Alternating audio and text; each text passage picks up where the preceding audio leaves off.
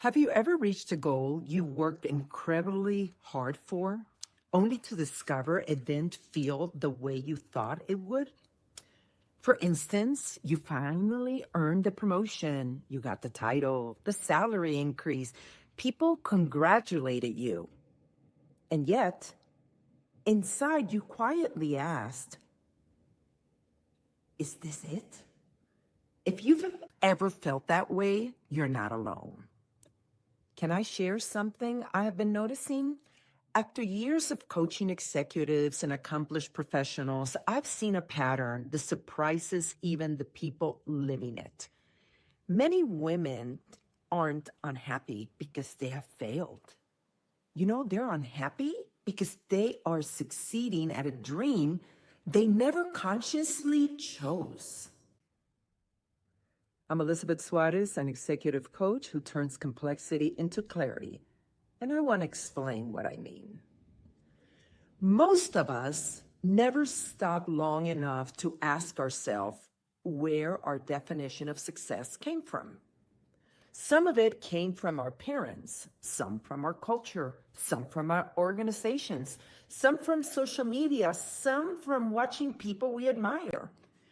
Without realizing it, we start collecting expectations, meaning get the degree, get promoted, become a director, now become a vice president, lead a bigger team, earn more money, buy the house, keep climbing. It simply becomes exhausting. None of those things are wrong. Heck, I've done most of them by myself. But somewhere along the way, many accomplished women stop asking one important question. Do I still want this? Notice I then ask, did I ever want this? Because chances are at one point you probably did. But here is what I have learned. The woman who wanted that promotion 10 years ago isn't necessarily the woman you are today. You have changed. Life has changed. Your values have changed. Your priorities have changed.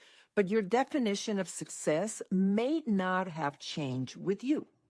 And that's where the disconnect begins. One of the biggest myths I see is that successful people always know exactly where they're going. In reality, many are simply very good at continuing the path they are already on.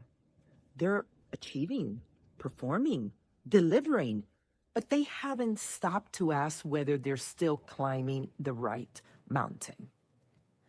Because that realization can be uncomfortable, because you have invested years, sometimes decades, into building a career, it can feel almost disloyal to question it. Instead, we tell ourselves, I've come too far. I have invested too much. I can't change now. But what if questioning your direction isn't a sign of failure? What if it's a sign of growth? Here's another pattern I have noticed. Women often confuse commitment with endurance. Just because you've committed years to something doesn't mean you owe it the rest of your life. Think about that for a moment. Experience is never wasted. Your career isn't something you erase. It's something you build upon. Sometimes the next chapter isn't about starting over. It's about finally giving yourself permission to build differently. And that's a very different conversation. Here's where I think we make a subtle but important mistake the moment we realize something isn't working anymore. We rush to solve the problem.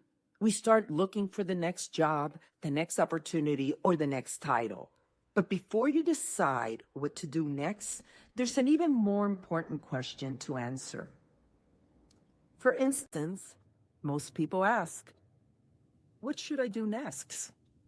It's not a bad question, but I don't think it's the best one. The better question is, who am I becoming?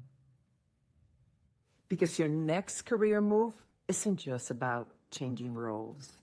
It's about aligning your work with the person you've become. That shift changes everything. Instead of chasing someone else's definition of success, you begin designing your own. Now, I want to be clear. I'm not suggesting everybody should leave their job. I'm not suggesting everybody needs a dramatic reinvention. Sometimes the biggest transformation isn't changing your career, it's changing your relationship with your career. This calls for seeing it differently, leading differently, showing up differently, making different decisions, creating different boundaries, using your influence in different ways. And when that shift happens, something else becomes clear. The goal is no longer to build a career everyone expected of you. It's to build a career that reflects the woman you've become. Sometimes the career you are chasing isn't wrong. It's simply no longer yours. And once you recognize that, you can finally begin building a career that reflects who you are today, not who you were 10 years ago. If this conversation made you pause, don't ignore that feeling.